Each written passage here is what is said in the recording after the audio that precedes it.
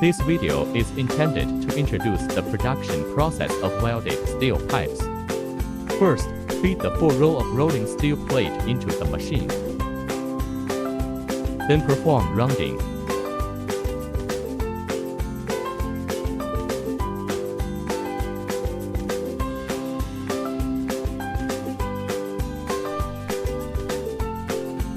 After the round pipe moves forward, and then steel pipe joins.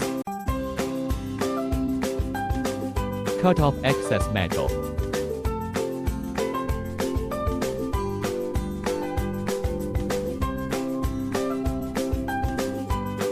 Add coolant.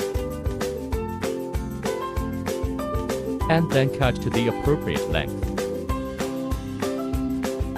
Finally, the steel pipe is basically formed. Tisco Shanxi Stainless Steel is leading manufacturer in China.